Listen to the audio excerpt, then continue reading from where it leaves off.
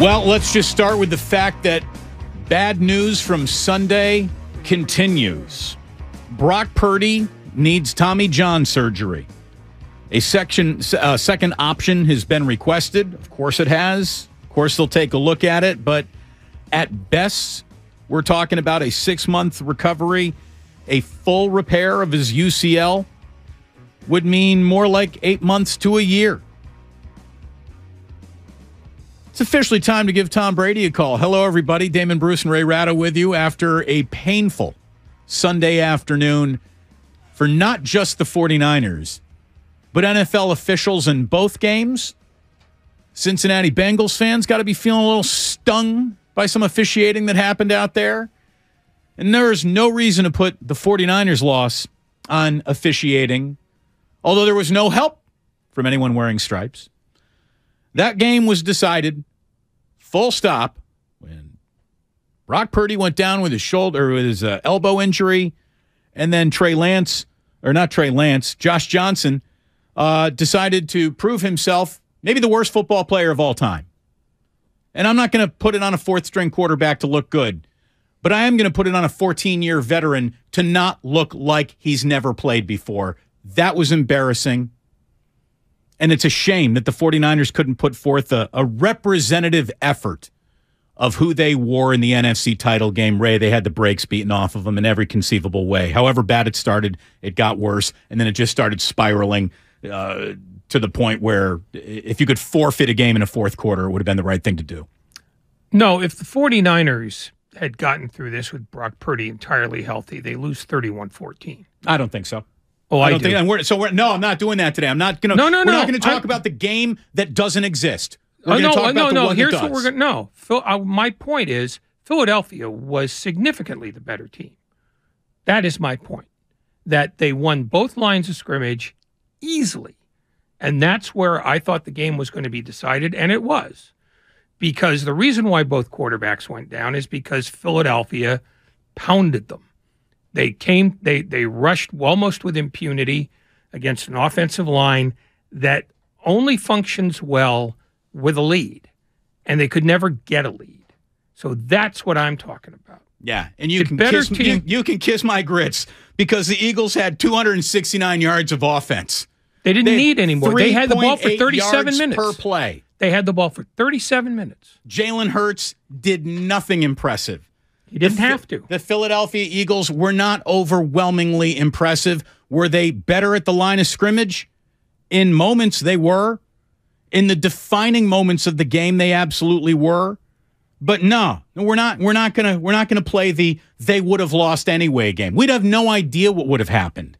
What I do know is that game should have been 0-0 deep into the game, and it wasn't. It was 7-0.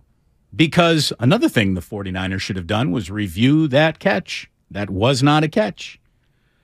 But that was a defense that was getting off the field on third down. Philadelphia opened up the day 1 of 6 on third down.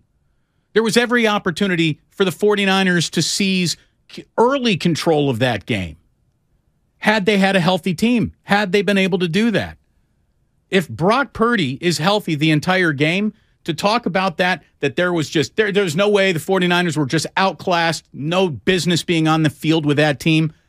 I don't agree with that at all. At all. Okay. At all.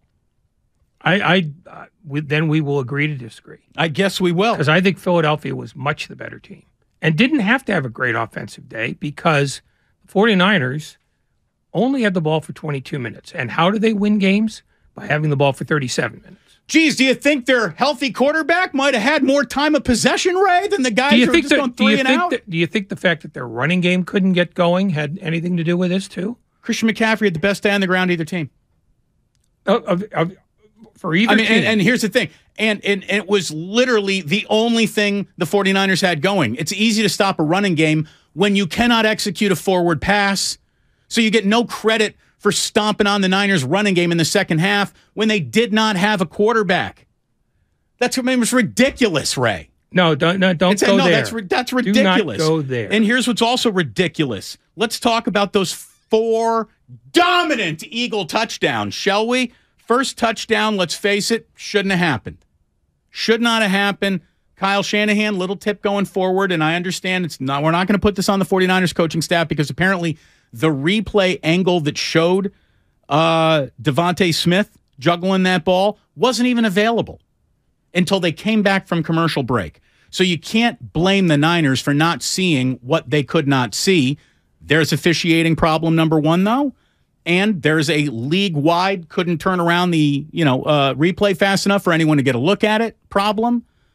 And Kyle Shanahan, the next time you see somebody screaming to run the next play, and they obviously didn't see, Smith pop up and say, we got to run the next play as fast as humanly possible. When you see that, you might want to throw a challenge flag. So let's say that first 4th and 2 doesn't happen. It's a completely different game right there. The second touchdown, 3 defensive penalties. You have the referees moving the ball on 3rd down for the Eagles when they could not. So that was an awful lot of help down the field to go 14-0. Then Josh Johnson gifts the ball to the Eagles on their own 30-yard line with no time remaining in the half, so Kyle cannot play wraparound football around halftime. The 4th touchdown, you got the roughing the punter where the player is clearly pushed into the punter by his own teammate, and that kept the Eagles on the field.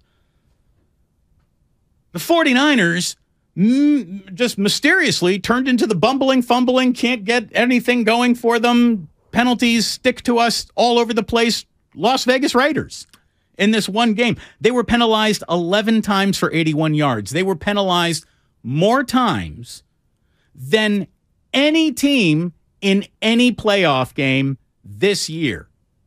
That's not who they are. That's not how they play. There is no trend to suggest that they are going to lose all sense of discipline in the biggest road game of the year. That's ridiculous. There were a few games this year where, in fact, they did that. Oh, yeah? How about in the last 12? Or were they so far in ancient memory that we're not even, what are you talking about? If you're going to tell me that a team that drove 11 plays, 14 plays, and 15 plays for 3 of its scores did not have the better part of that game, then we will. They had, but Ray, look at what they did on 3rd down.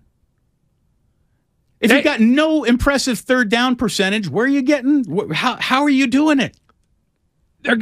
First of all, they had 15 3rd downs. The 49ers only had 8. Their offense, we're just putting that aside. But the other thing was having the ball for 37 minutes is the way the 49ers win. And the only way that the Eagles can do that with a lesser running game is if they are owning the line of scrimmage, which they did. You know how easier it is to own the line of scrimmage when the door only swings one way? How is it that the door only swung one way? Who hit the quarterbacks that drove them from the game? The Eagles did. I mean, I'm not sure why we're even having this. Right. No, argument. And I'm not saying that they did anything wrong hurting Brock Purdy. No. I'm not saying I know you're not saying that. What I'm saying is they dominated both lines of scrimmage, and it wasn't close. And it wasn't just because the 49ers lost both quarterbacks. It's because the Eagles drove both quarterbacks from that game. And they could only do that if they were in the backfield the whole day long, which they were.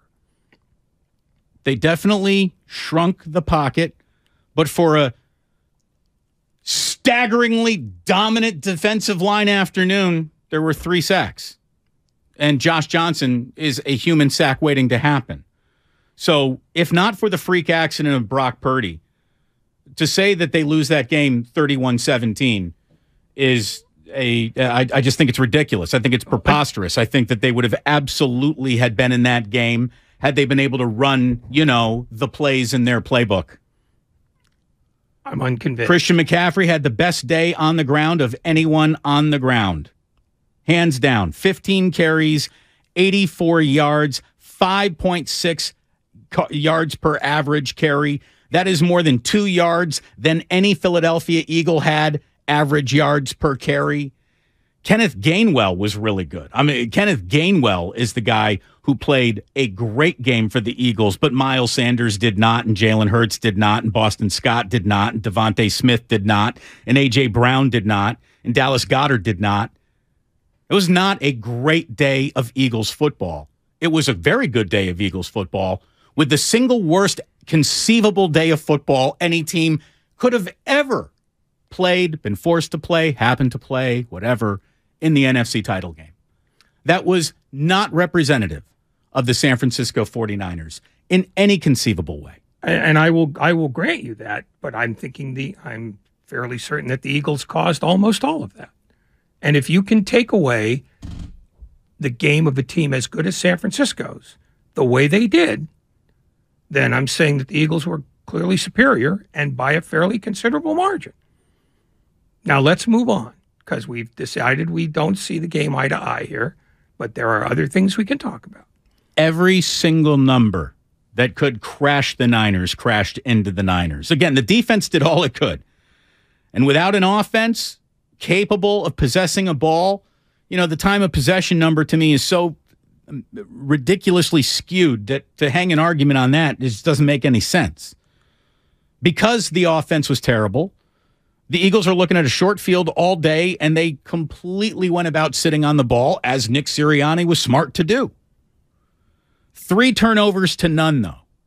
Only 3.6 yards per play. Only 83 total rushing yards. Not a single trip into the red zone. Brock Purdy isn't hurt. Those numbers are all going up. The Eagles got to run 25 more plays. Not because they were that much better. It's because the 49ers were basically rendered helpless. And I got to tell you, I don't ever want to see Josh Johnson on an NFL field again. My expectations for him were exactly where they should be. I wasn't expecting anything spectacular. But serviceable? Not frightened? The guy's literally seen more snaps from different centers than probably anyone in NFL history with all the teams that he's played for, Ray. I mean, we're not just talking about first-string starting Pro Bowl centers. We're talking about practice squad bums. I'm guessing the vast majority of shotgun snaps Josh Johnson has seen in his life have stunk. But he couldn't handle that one.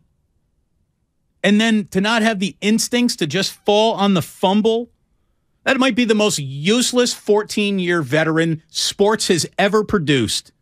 And in the one moment where the spotlight finally finds him, the only thing we see is him peeing down his own leg. 3 delay-a-game penalties, Josh Johnson, screw off. I mean, get out of here.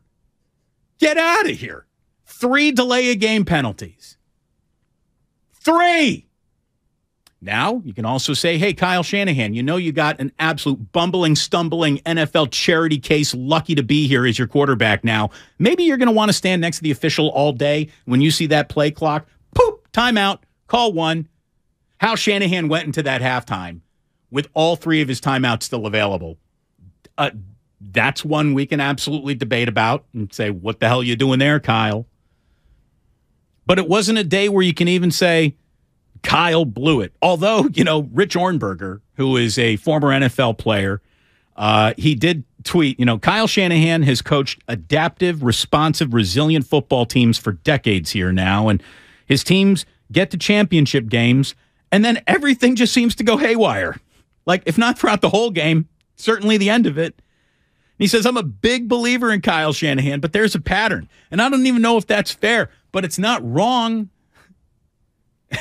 and I remember distinctly saying on an interview last week that, what would be the ramification if Kyle Shanahan lost this game? I said, well, there are no ramifications. No one's job here is on the line. He's got the job. He's the man for the job. And he remains the man for the job. But there is something to things going terribly wrong in big games for him